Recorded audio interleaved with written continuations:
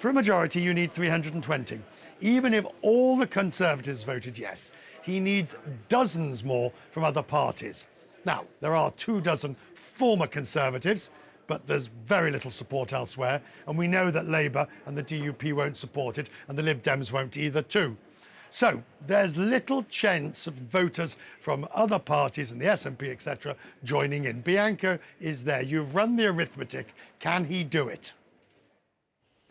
According to even the most optimistic members of Parliament that I've spoken to, no. At the moment, it looks like he'll be falling short between 30 or at minimum 3 votes as things stand, like we just saw on your screen. He does need all of the Conservatives to back him. He's banking on at least sort of 7 to 10 Labour rebels to get this across the line.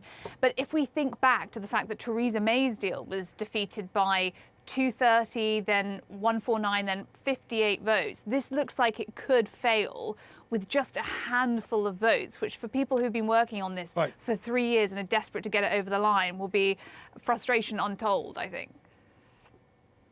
Stay with me, because I want you to listen to what the Liberal Democrat MP, Tom Brake, called this, and he said it's a real disaster for of an agreement. Have a listen.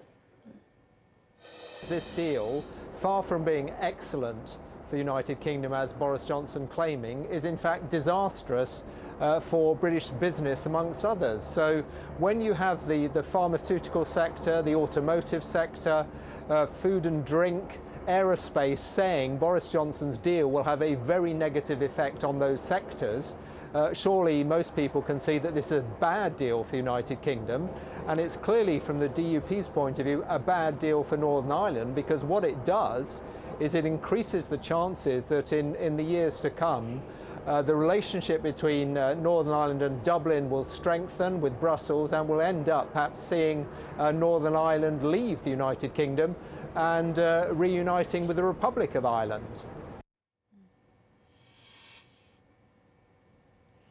Well, Richard, obviously hearing from the Liberal Democrats, they're just underscoring the fact that they are absolutely unequivocally not going to support this deal. But we knew that. They are standing on a platform of remaining in the European Union, no matter what, revoking Article 50. So Boris Johnson can never count on the Liberal Democrats supporting this kind of deal. But he is presented with the same problem that Theresa May was presented with, which is this parliamentary tug of war between those who don't think it's hard enough, who are worried about the issue of consent in Northern Ireland, and those who still think that it's a little bit too soft.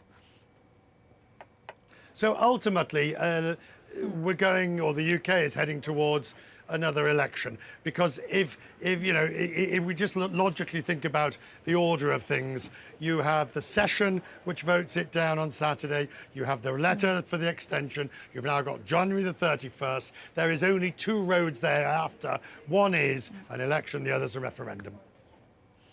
I'd agree with that assessment. And we should caution, of course, there is a very slender chance that by hook or by crook, this is going to get over the line. That would be testament to the level of apathy and fatigue. And also, nothing about this is predetermined or inexorable. That is definitely clear. So we can't rule it out. But if it does not succeed, Richard, then I completely concur. An election would add more confusion, most likely, because Labour does have a very confusing, sort of prevaricating position on the issue of Brexit. They have their own splits within the party. I do feel like the momentum for a second referendum will just surge in a huge way on Saturday if this does not succeed, because what other alternatives are there?